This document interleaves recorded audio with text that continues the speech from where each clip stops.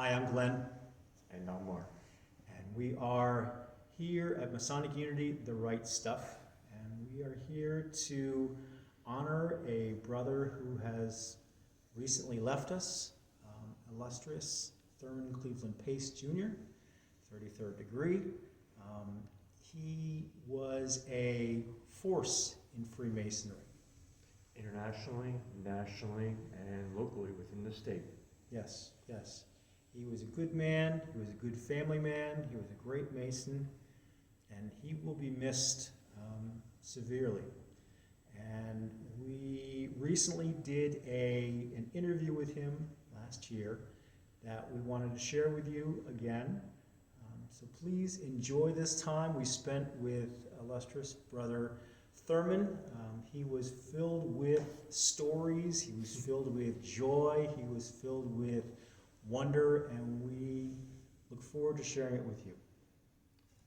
A man who definitely focused on his love for country, his love of family, his love of God, and his love of Freemasonry. You will be missed, Thurman. Yes, you will. Take care. Bye. Hi, I'm Glenn, And I'm Mark. and welcome back to Masonic Unity, the Right Stuff. We are here with a living Masonic legend, Right Worshipful and illustrious Thurman Cleveland Pace, and we are starting a new section within the Right Stuff in which we are interviewing any prominent Masons in New Jersey Freemasonry and around the world, and there is no one that we wanted to interview more and to start this off, this kickoff, than Right Worshipful Brother Thurman. So Thurman, it's a real pleasure to welcome you to the initial interviews of Masonic Unity, the Right Stuff. Thank you. I'm glad you're here. I have a few stories to tell. Well, we're looking forward to them. So to start off with, we wanted to understand, how did you get involved in Freemasonry? You're so involved now. What were your beginnings like in Freemasonry? Well, the reason I joined was my father had a little coin joy where he put coins in to arrive at the amount of money needed to join.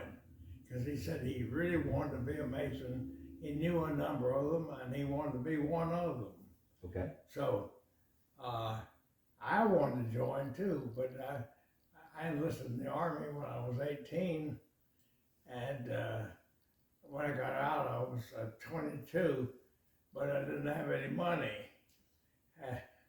But we got a GI Bill, which allowed me to go to college. So I went to college, got my degree, and as soon as I got out, I got a job, and I got enough money to join. So I immediately joined, and I've lived it ever since. Now, did you join, did you join in New Jersey, or did you join somewhere else? I joined in New Jersey, but that's an interesting point because I didn't know any Masons up here.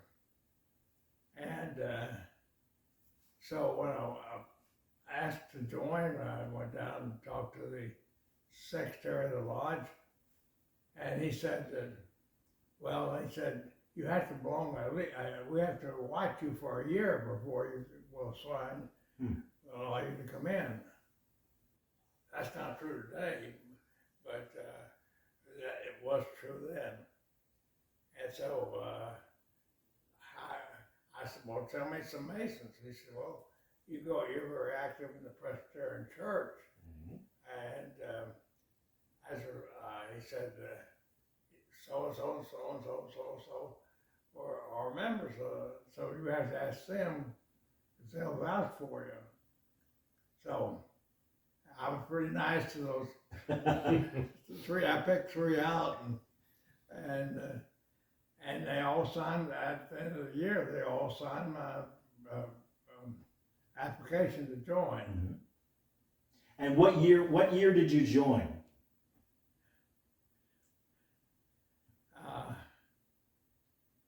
I'm sorry, but I'm not good At 97, I'm You're slowed down a little bit, and I don't. Quite okay. That's quite okay. What lodge did you join? Lafayette Lodge number 26 in Okay. Rahway, New Jersey. Okay. And that was, I lived in Colonia then, and that was the nearest lodge. Makes sense. How much did it cost to join?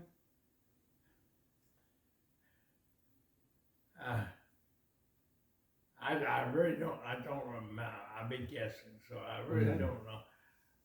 At my age, if you ask me details, I'm not gonna be able to give them. No That's fine. worries. No worries at all. No worries at all. And when you joined, did you go right into the worshipful master's chair, or what did you do when you first joined? What offices did you hold? Do you remember those? I didn't hold any because I was traveling 50% of the time. Wow. In my job, and I couldn't. But I was active. I was always there and helped out Mm-hmm. and did anything they wanted me to do. And then in the meantime, we moved to Westfield, Okay. and I figured I'd like to join the lodge there. So I joined Atlas Pythagoras Lodge. It wasn't Pythagoras, it was just Atlas Lodge. And so I immediately went online Yeah. and started work my way up. Okay. Do you remember how old you were when you joined? Were you in your like 20s? Yes. Okay. Okay. So that would have been about 70 years. That would have been Yeah, I think I'm 50s. In the 50s. Yeah, it would have been in the 50s.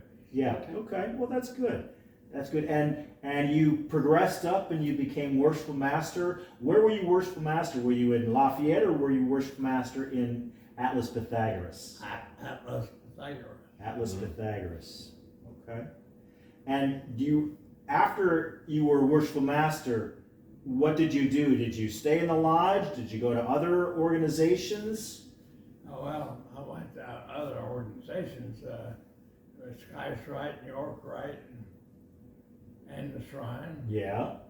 I wanted to belong to all of them. You wanted to belong to all of them. Well, why did you want to belong to all of them? Because I was interested in Masonic history Mm-hmm. and and I figured that the best way to find out history is to join. Very smart. Well, not just learning it, but making it happen. You Yes. made a lot of history happen, Thurman.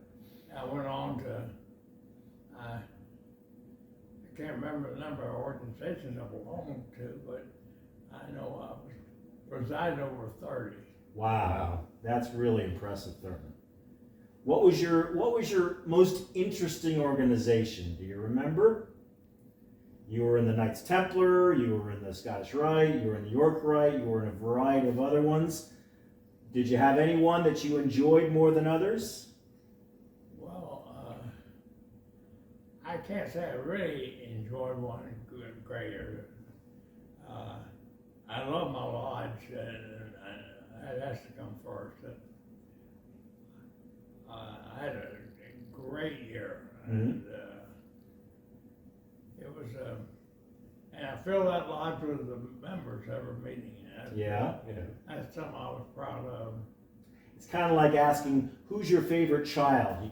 You can't choose between them, right? That's right. That's true, yeah. Now, you were the Grand Commander of the Knights Templar, is that correct? Yeah, an honorary Grand Master of the Grand Encampment. Wow, okay.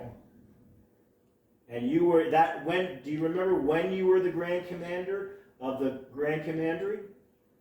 In 1976. Because I've seen some pictures of you with the tri-cornered hat. Yeah, I picked that to wear during the year. That's great. And I've seen some pictures of your lovely wife, Betty, in her colonial type dresses. So We had a ladies organization that supported us. Sometimes we had more ladies there than men, but during the business session, of course, they let people go outside. Right. But they really supported us that year. That's great. And we also put on programs throughout the year. We traveled, I think there were 76 times we went out Wow. that year. Almost every night we were going out to, and we put on a little program for them, and we participated in parades, Mm-hmm. and it was just, I would say my year in masonry was that year. Okay. Now, did you ever travel internationally Yes. with masonry? Tell us a little bit about that. Well, I went to Portugal, France, Austria, Germany,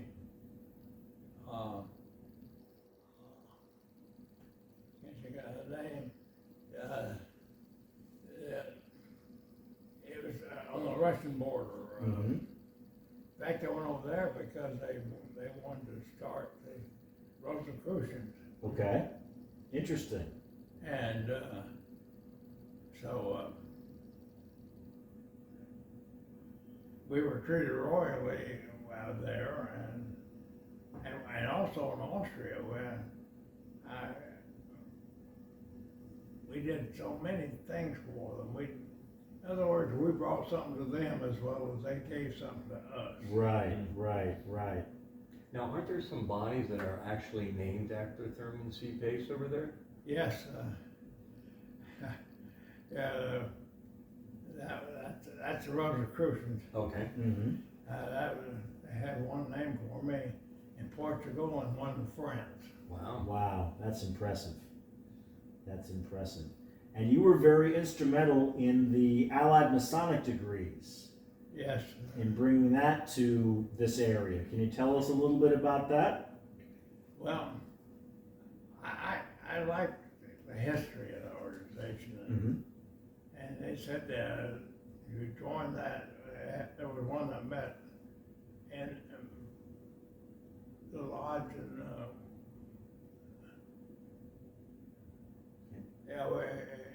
Investment. Norway. Okay. So anyway, I joined it. We had a great time in that. In fact, it gave me a lot of background I used in future years. Oh yeah. Okay.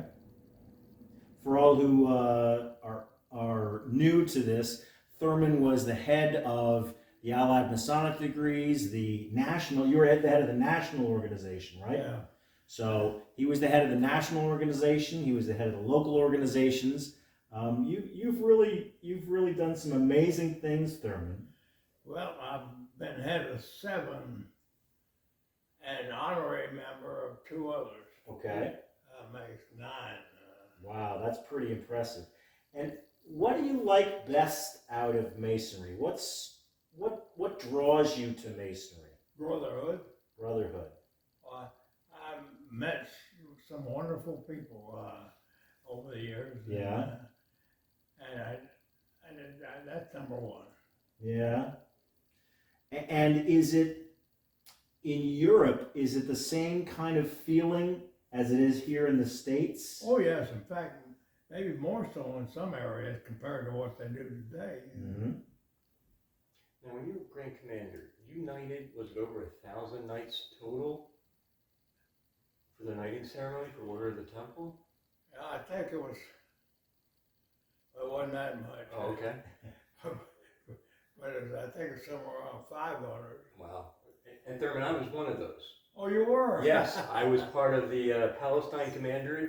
They brought me up here, and Ron York said, "You're going to be knighted by this man. You don't know him right now, but you will be amazed when you get to know him."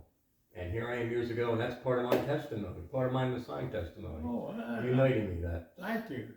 And Mark went from being knighted by you to being Grand Commander. So you've had the hand in a lot of people's Masonic lives. I can remember you helped to raise me. You were there when I became Worshipful Master. So you've had your hands in a lot of people's lives. Well, I like that. I like going out and supporting Yeah. younger people. Why is that? What do you feel like you get out of doing that? Well, it's a warm feeling in my heart that when I can help a young person move along in masonry, Mm-hmm. I've encouraged all the young people I work with to move up. Yeah. Don't just stay, just be a mason by Right. name. Now Right. you got to work at it. So what kind of advice would you give to younger Masons who are just being involved and they see this? What kind of advice would you give them in their Masonic careers? Well, first of all, tell them to join and get active, and then get active.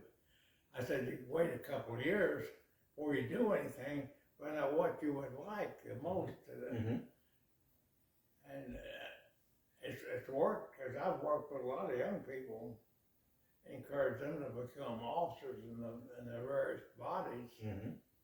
And seeing these young guys move up, and as you mentored so many people, what leadership things do you think that you taught them that was kind of necessary for them to become better? Is there anything that kind of stands out? I can't think of anything offhand except that you just got to be active, and the more active you are, the better you're going to be. I remember you told me once, don't be afraid to try. That's right. I know initially I was a little leery when they asked me to be an officer. I was scared. I didn't think I could do it. But I think Masonry taught me a lot about getting up in front of people. I've had the chance to speak all over the world, actually.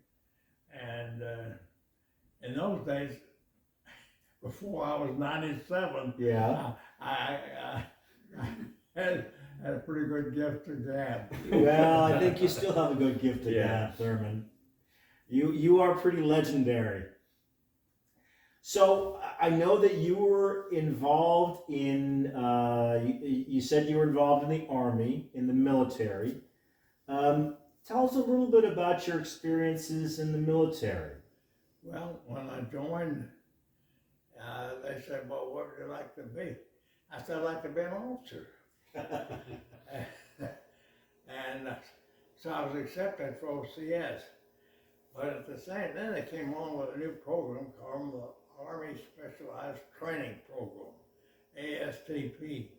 And they said that they would put me all the way through college and get a degree automatically. Mm-hmm. I said, man, that's a good deal. I was only 18 at the time,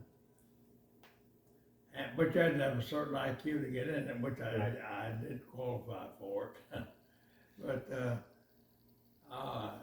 so I went to Indiana University and we took a double load. We took 2 years in one. So this was an engineering. Mm-hmm. Because at that time I really wanted to be an engineer. Right. I changed my mind later on, but at that time I just that's what I wanted to take. So at the end of the year, when I completed 2 years of college, the war got bad, and they needed somebody over in Europe to fight. Right. And so the program dissolved, and I went to an outfit, and we were buck private, and yet we were more educated than most of the officers. Right. But anyhow, when I got in the Army, it was in the cavalry, Mm-hmm. and I was a mortar gunner, Okay. and I was eventually became the best mortar gunner we had, in practice and everything. And I took advantage of that over in Europe too. And where did you go when in Europe? When I was in France, and a little brief episode up to Holland and Belgium, cleaning up what somebody else had already cleared and captured. And then we went to,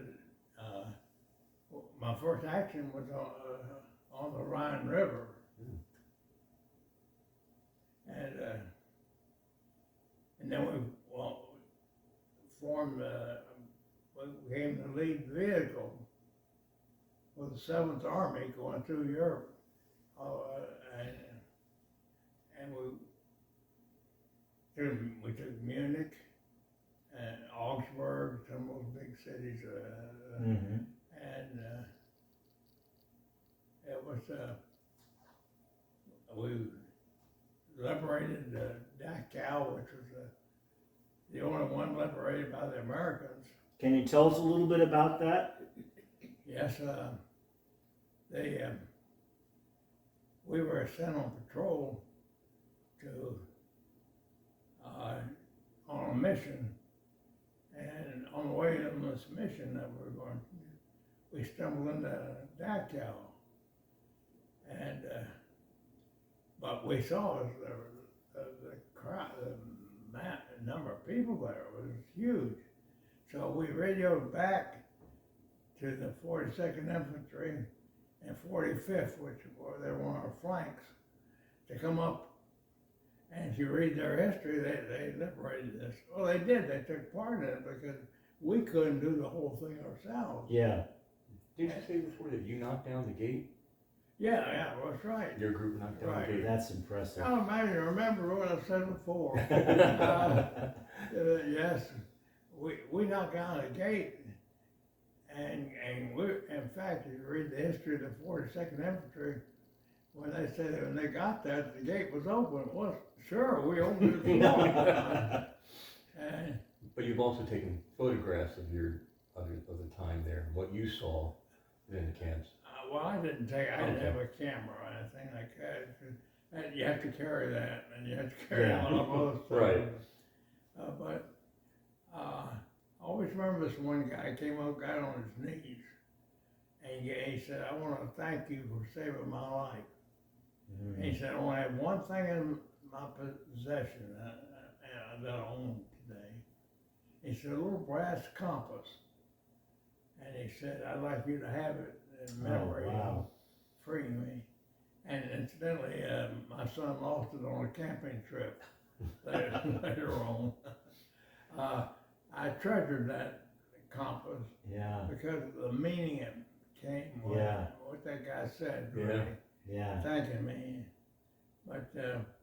But we only stayed there about 6 hours because these other guys came in and took over. Because we had to take Munich, and that was only about, I guess, 10 or 15 miles from Munich. So we went in, and that was, boy, they really shelled us good. They went in there. But we got it, and then went on into Austria. And the war ended, we met the Russian 22nd Corps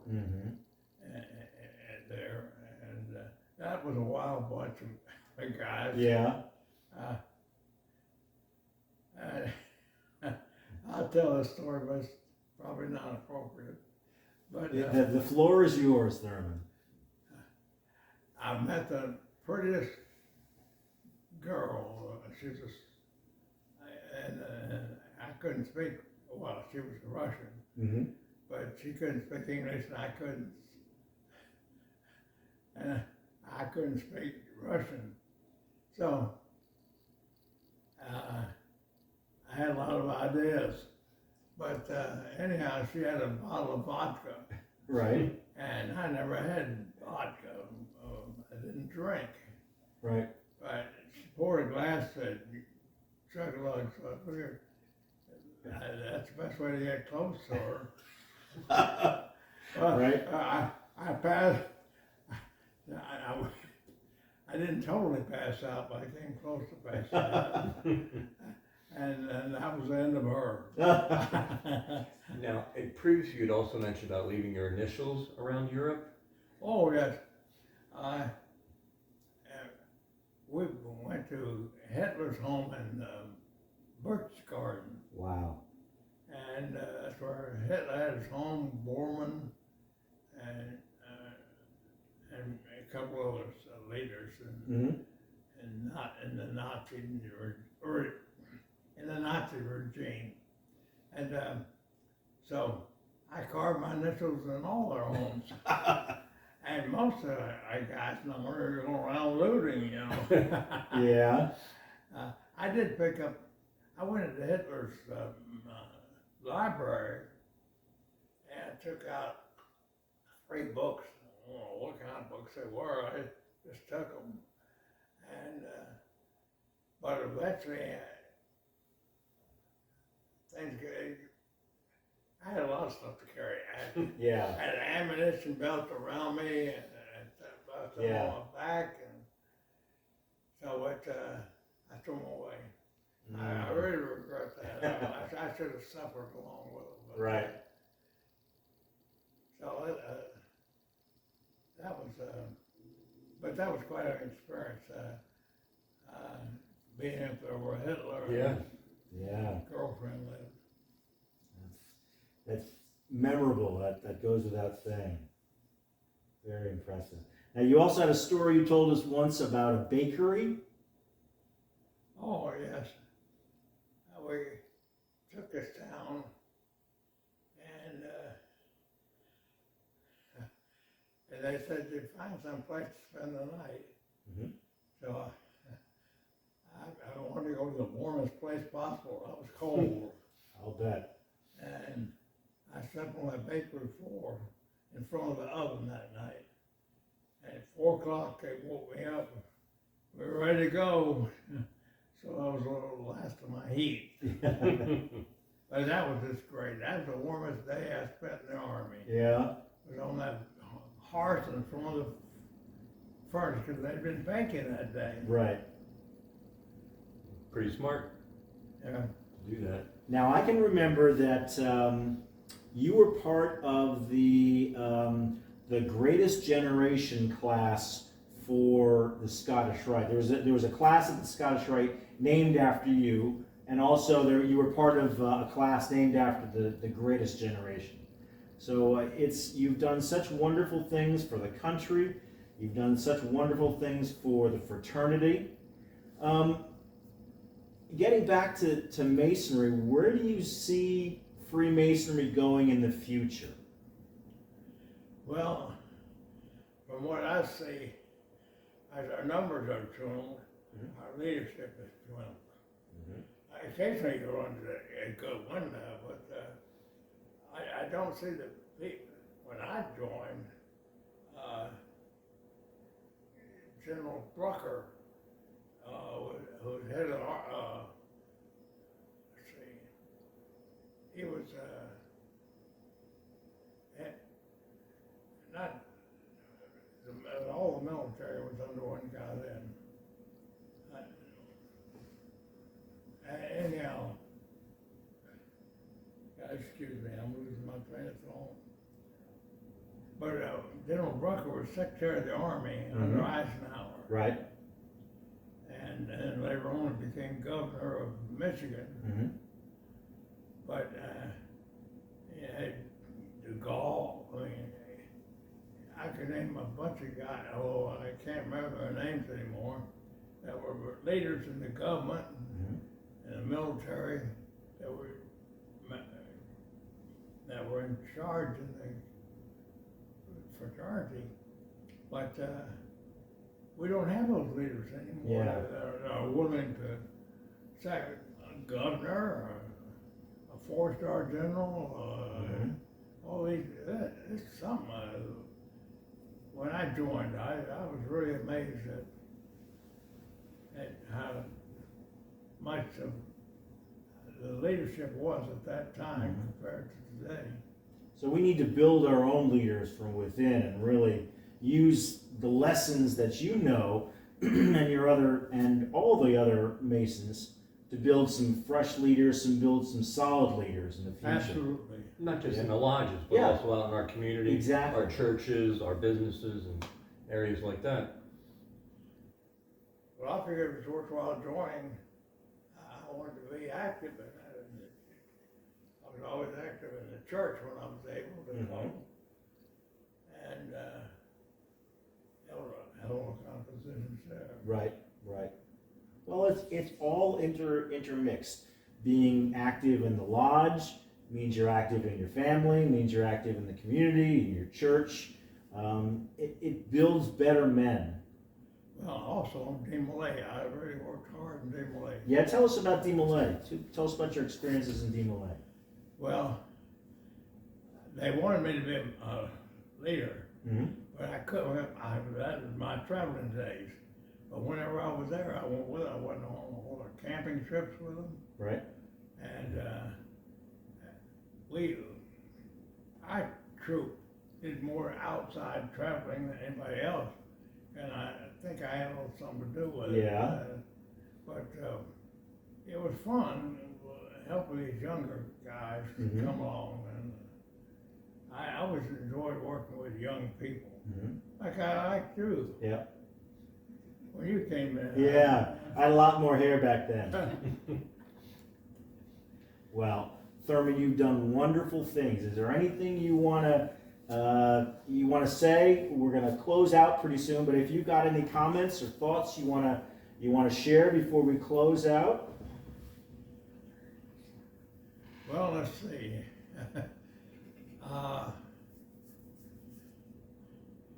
In Masonry, I think it really helped me in so many ways. It taught me to memorize. I had a problem with memorization, and I thought I had a problem, but eventually I found out I didn't have a problem. Right. But it taught me a lot about teamwork, some of which I saw in the Army, and I could relate it to Masonry.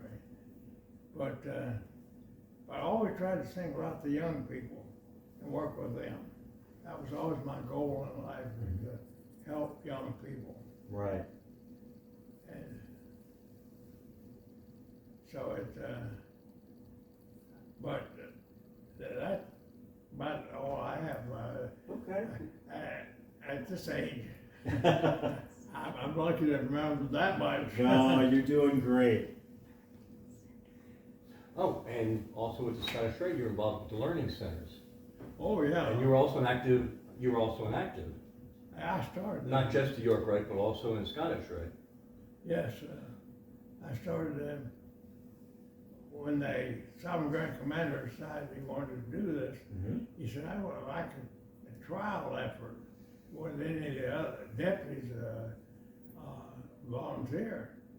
And I held my hand up right away. The three of us volunteered. Who were the other two? Do you remember? Well, it was New York. No, not New York. Massachusetts. Phil Berquist was the deputy up there, and the other one was Wisconsin. Okay. This is in the Scottish Rite. Yes. Yeah, for the learning centers. Okay. And so it was one that's named after me here in Scotch Plains. Okay. They have more students there than any other one That's wonderful. in the northern jurisdiction. And I'm proud of that. Yeah. Should be. Yeah. It's a big accomplishment there. Definitely. But we got the way I got it was that I pretty much controlled I had a lot of authority in the lodge. Right. And when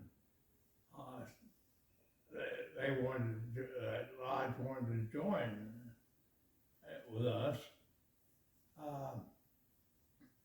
they made me chairman of the merger committee, and so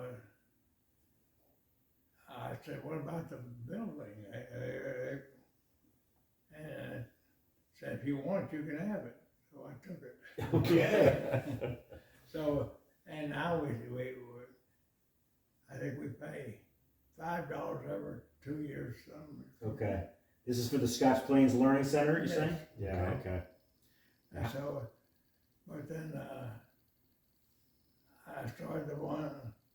I wanted to start one with a black neighborhood. Mm-hmm. I was, did get that one started in Newark, Mm-hmm. and so it doesn't exist now because the church closed the facility. Mm-hmm. It was we met in a church building, Right.